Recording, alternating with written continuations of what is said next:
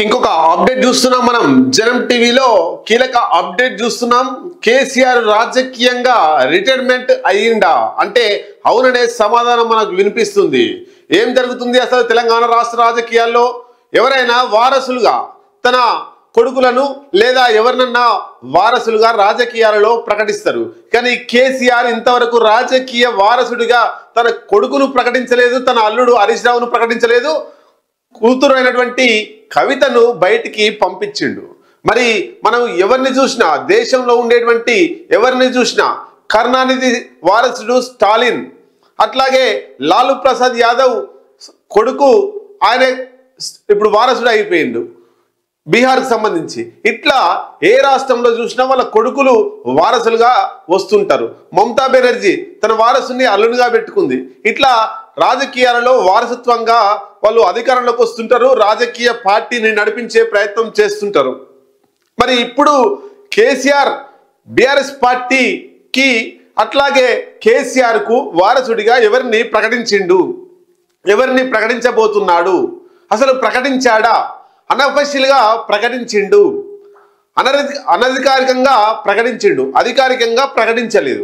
అసలు ఏం జరుగుతుంది? మరి కేసీఆర్ ఉన్నాక రాజకీయ వారసుని అనధికారికంగా ఎందుకు ప్రకటించాల్సి వచ్చింది అన్నప్పుడు ఒక్కసారి మనం చాలా డెప్త్ గా అనాలిసిస్ చేసుకుందాం. బీఆర్ఎస్ పార్టీలో ఏం జరుగుతుంది, కేసీఆర్ అసలు ఎందుకు బయటికి వస్తలేడు, కేసీఆర్ రిటైర్మెంట్ తీసుకున్నాడా, కేసీఆర్ రిటైర్మెంట్ తీసుకుంటే మరి పార్టీని నడిపించేది ఎవరు అనేటువంటి ఈ విషయాలన్నీ కూడా మరి రాబోయే కాలంలో కేటీఆర్ పగ్గాలు చేపట్టబోతున్నాడా లేదా హరీష్ రావు బీఆర్ఎస్ పార్టీ పగ్గాలు చేపట్టబోతున్నాడా? ఇదంతా కూడా చాలా లోతుగా డిస్కస్ చేద్దాం.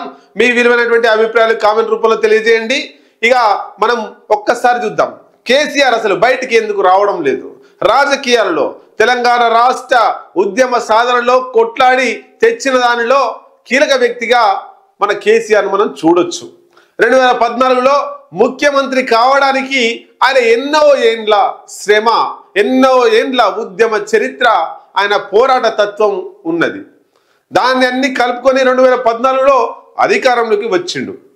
2014లో అధికారంలోకి వచ్చిండు, 2018లో అధికారం అంటే 10 సంవత్సరాలు ముఖ్యమంత్రిగా కేసీఆర్ తెలంగాణ రాష్ట్రాన్ని తొలి ముఖ్యమంత్రిగా పరిపాలించిండు. మరి ఇప్పుడు అంత చరిత్ర ఉన్నటువంటి తెలంగాణ ఉద్యమ చరిత్రను నడిపించిండు, ఉద్యమాన్ని నడిపించిండు, తెలంగాణ రాష్ట్రానికి తొలి ముఖ్యమంత్రి అయిండు, తెలంగాణ రాష్ట్రానికి 2వ దఫాలో కూడా ముఖ్యమంత్రి అయినటువంటి కేసీఆర్ ఇప్పుడు ఎందుకు తెర మీదికి రావడం లేదు? రాజకీయాలలో కీలకంగా ఎందుకు పాల్గొనడం లేదు? రాజకీయాలలో కావచ్చు, ఉద్యమంలో కావచ్చు, ఎందుకు ప్రత్యక్షంగా పాల్గొనడం లేదు? మొన్నటికి మొన్న జూబ్లీహిల్స్ ఇప్పుడు ఎన్నికలు జరుగుతున్న తరుణంలో జూబ్లీహిల్స్ కు పోయి ప్రచారం చేయాల్సినటువంటి తరుణంలో ఆయన జూబ్లీహిల్స్ నేతల్ని దాదాపు 400 మంది నేతల్ని తన ఫామ్ హౌస్ కి, ఎర్రవెల్లి ఫామ్ హౌస్ కి రప్పించుకొని అక్కడ సమావేశం పెట్టిండు. ఎందుకు జూబ్లీహిల్స్ కు పోలేకపోయిండు? ఇవన్నీ ఒక్కసారి మనం చూద్దాం. 2025 ఏప్రిల్ 27న బీఆర్ఎస్ పార్టీ రజతోత్సవ సభల్ని నిర్వహించింది వరంగల్లో. దానికి కేసీఆర్ వచ్చిండు చివరిసారిగా ప్రజల్లోకి, ప్రజాక్షేత్రంలోకి. అప్పటి నుండి ఇప్పటి వరకు రాలేదు. మరి అంతకుముందు ఎన్నికల దాంట్లో దేంట్లో పాల్గొనంటే అడపా దడపా ఎక్కడ కూడా ఎక్కువ పాల్గొనలేదు. ఒకటి నల్గొండలో రైతు దీక్షలో పాల్గొన్నాడు. మరి అంతకుముందు 2023లో ఎన్నికలలో పెద్ద ఎత్తున క్యాంపెయినింగ్ చేసినటువంటి కేసీఆర్ ఇప్పుడు జనంలోకి ఎందుకు రావడం లేదు? ఎందుకు ఎక్కువగా ఆయన ఫామ్ హౌస్ లోనే ఉంటున్నాడు అంటే ఇది రాజకీయంగా జీర్ణించుకోలేని అంశమైనప్పటికీ, బీఆర్ఎస్ పార్టీ నాయకులకు జీర్ణించుకోలేని అంశం అయినప్పటికీ మనం మాట్లాడుకోవాల్సినటువంటి పరిస్థితి ఉన్నది. ఏంది అన్నప్పుడు కేసీఆర్ ఆరోగ్యం పూర్తిగా బాగులేదు. జనాలకు వచ్చి స్పీచ్ ఇచ్చి జనాల్ని చైతన్యం చేసేటువంటి శక్తి సామర్థ్యాలు కేసీఆర్ లో ఇప్పుడు లేవు. కాబట్టి ఆయన జనాలకి వస్తే ఎక్కువ కాలం బ్రతికే అవకాశాలు లేవు అన్నది రాజకీయ వర్గాల్లో చర్చ నడుస్తుంది. ఇప్పుడు ఆయన ఎక్కువ కాలం బ్రతకాలంటే జనాల్లోకి రాకుండా ఫామ్ హౌస్ లోనే తక్కువ మాట్లాడి తక్కువ పనులు చేసి అనే ఒక బొమ్మలాగా చూసుకుంటేనే ఇంకా ఎక్కువ రోజులు ఆయన జీవించే అవకాశం ఉంది అనేటువంటిది ఇక్కడ చర్చ నడుస్తూ ఉంది రాజకీయ వర్గాల్లో, అటు ప్రజలలో కూడా నడుస్తుంది. మరి కేసీఆర్ బాగుండాలని కోరుకుందాం, కేసీఆర్ ఇంకా ప్రజాక్షేత్రంలో ఉండాలని కోరుకుందాం. కానీ కేసీఆర్ ఇప్పుడు జూబ్లీహిల్స్ ఉప ఎన్నికలు కీలక ఘట్టం. ఇప్పుడు కీలక ఘట్టమైనప్పటికీ ఆయన బయటికి రాకుండా, అంటే ఈ మునుగోడు ఎన్నికల్లో ఎట్లయితే బీఆర్ఎస్ పార్టీ గెలిచి రాష్ట్ర స్థాయిలో మళ్ళొక్కసారి హవా నడిపించిందో, ఇప్పుడు ఈ జూబ్లీహిల్స్ ఉప ఎన్నికల్లో ఏ పార్టీ గెలిస్తే ఆ పార్టీ రాష్ట్రంలో మళ్ళా హవా నడుస్తుంది. బీఆర్ఎస్ గెలిస్తే బీఆర్ఎస్ హవా నడుస్తుంది, కాంగ్రెస్ గెలిస్తే కాంగ్రెస్ హవా నడుస్తుంది. ఇంత కీలక సన్నివేశంలో, ఇంత కీలక ఘట్ట ఎన్నికలలో కేసీఆర్ బయటికి రాలేకపోతున్నాడు అంటే కారణం అంతకు మించి ఆయనకు ఇబ్బంది జరుగుతుంది. ఈ ఎన్నికల కంటే తన ఆరోగ్యమే ముఖ్యం. డాక్టర్ల సలహా అట్లా ఉంది. బయటికి రాకూడదు, ఎక్కువ స్ట్రెయిన్ కాకూడదు, బాడీ స్ట్రెయిన్ కాకూడదు, మైండ్ స్ట్రెయిన్ కాకూడదు అనేటువంటిది వైద్యులు ఇచ్చినటువంటి సలహా. సో ఫామ్ హౌస్కే పరిమితమైండు కేసీఆర్. ఇప్పుడు మరి కేసీఆర్ ఫామ్ హౌస్కి పరిమితమైతే తన రాజకీయ వారసుని ప్రకటించాల్సిన అవసరం ఉన్నది.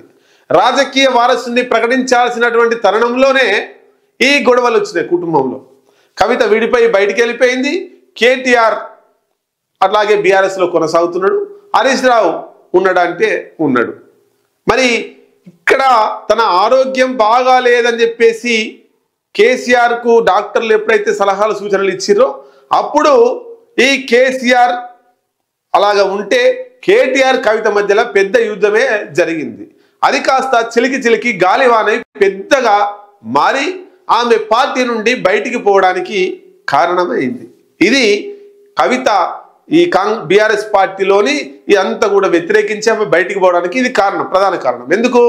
బీఆర్ఎస్ పగ్గాలు తనకి కావాలని ఆమె పట్టుబట్టింది, లేదు నాకు కావాలని చెప్పేసి కేటీఆర్ పట్టుబట్టిండు. ఇక్కడ వచ్చినటువంటి వైర్యమే ఆమె బయటికి పోవడానికి కారణంగా మనం చూడొచ్చు. ఏది ఏమైనా ఇక్కడ రాజకీయ వారసులు నిజంగా మరి కేటీఆర్ కవితనా అని చూస్తే కేటీఆర్ కాదు, కవిత కాదు.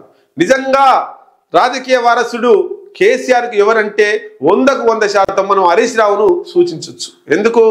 తెలంగాణ ఉద్యమం నాటి నుండి నేటి వరకు ఒక నిబద్ధతతోటి, అంటే ఈ బీఆర్ఎస్ పార్టీలో అందరికంటే బెస్ట్గా నిబద్ధతోటి రాజకీయాలు చేసేటువంటి వ్యక్తిగా మనం చూడొచ్చు. కేసీఆర్ వారసత్వాన్ని కొనసాగించేటువంటి దమ్ము, ధైర్యం, ఆ బీఆర్ఎస్ను ముందు తీసుకుపోయేటువంటి శక్తి సామర్థ్యాలు హరీష్ రావుకే ఉంటాయి. కేటీఆర్కు లేవు, కవితకు లేవు. కేటీఆర్ కవిత మరి ఎక్కడున్న వాళ్ళు తెలంగాణ ఉద్యమం సాగేటప్పుడు ఎట్లయినా టీఆర్ఎస్ పార్టీ అధికారంలోకి వస్తుంది అని గ్రహించి ఉద్యమం ఉధృతమవుతున్న తరుణంలో అప్పుడు కేటీఆర్ని, అమెరికాలో జాబ్ చేసుకుంటున్నటువంటి కేటీఆర్ని, కవితని ఉద్యమంలో పార్టిసిపేట్ చేయండి, అక్కడక్కడ పాల్గొనండి అని చెప్పి కేటీఆర్ పిలిపిస్తే వాళ్ళు ఉద్యోగాలకు రాజీనామా చేసి వాళ్ళు ఇక్కడికి వచ్చారు. కానీ మొదటి నుంచి హరీష్ రావు ఉద్యమాలలో కొనసాగుతుంది.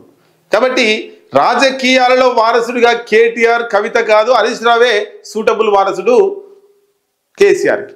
మరి ఇది కేటీఆర్ జీర్ణించుకుంటాడా, కవిత జీర్ణించుకుంటుంది? అంటే కవిత జీర్ణించుకోలేదు, కేటీఆర్ జీర్ణించుకోలేదు. వీళ్ళిద్దరు కొట్టుకుంటున్నారు, నాకు కావాలి అని. ఇక కేటీఆర్ హరీష్ రావుకి ఇస్తా అంటే యాక్సెప్ట్ చేస్తాడా, కవిత యాక్సెప్ట్ చేస్తుందా? చేయరు. మరి ఇది 3 రకాలుగా ఈ పార్టీ 3 ముక్కలుగా కాబోతుందా అంటే కవిత ఆల్రెడీ ఒక ముక్క వేసుకొని వెళ్ళిపోయింది, ఇంకా ఇంకొక ముక్క ఉంది బీఆర్ఎస్ పార్టీ. ఇక్కడ మరి కేటీఆర్, హరీష్ రావు ఇద్దరి మధ్యలో వచ్చినప్పుడు మరి ఈ ఇద్దరు విడిపోతే ఇంకా 2 ముక్కలు అయితే మొత్తం 3 ముక్కలు అయ్యే అవకాశం ఉందా? కేసీఆర్ మరి దీని మీద ఏం గైడ్ చేస్తున్నాడు, ఏం గైడ్ చేయబోతున్నాడు? ఈ ముగ్గురిని కలిపి బీఆర్ఎస్ పార్టీని వాళ్ళ చేతిలో పెడుతున్నాడా? కవిత పోయింది, ఈ ఇద్దరిని నడుపుకోరంటే ఈ ఇద్దరు సఖ్యతగా రాబోయే కాలంలో పార్టీని నడిపే అవకాశాలు ఉన్నాయా? లేదా ఇద్దరు కూడా పంచాయతీ పెట్టుకొని ఇద్దరు కూడా 2 ముక్కలుగా ఇతను కొంతమంది వెళ్ళిపోయే ప్రమాదం ఉందా? ఏదేమైనా తెలంగాణ రాష్ట్ర సాధన కోసం టీఆర్ఎస్ పార్టీ పెట్టి ఆవిర్భవించి దానిలో అంతమందిని కవులు, కళాకారుని, మేధావుల్ని అందరినీ కలుపుకొని బీఆర్ఎస్ పార్టీగా ఇప్పటి వరకు నెట్టుకొని ఒడిదొడుకులు ఇవన్నీ కొనసాగుతూ వచ్చినటువంటి కేసీఆర్కి ఇప్పుడు ఆరోగ్యం బాగలేకపోతే ఎన్ని ప్రాబ్లమ్స్ వచ్చాయో చూడండి. బయట వాళ్ళు కుంపటి పెట్టేది కాదు, ఇంట్లోనే కొట్లాట, ఇంట్లో వాళ్ళు పెట్టేటువంటి కుంపటి. చూద్దాం మరి కేసీఆర్ ఆరోగ్యం బాగాలేదని ఆయన సజీవంగా ఉన్నప్పుడే ఎన్ని గొడవలు జరుగుతుంటే మరి రాబోయే కాలంలో బీఆర్ఎస్ పార్టీలో ఇంకా ఎన్ని గొడవలు జరుగుతాయి, బీఆర్ఎస్ పార్టీ ఏం కాబోతుంది, బీఆర్ఎస్ పార్టీ వారసుడిగా కేసీఆర్ ఎవరిని ప్రకటించబోతున్నాడు అనేటువంటిది రాబోయే కాలంలో చూడాల్సింది.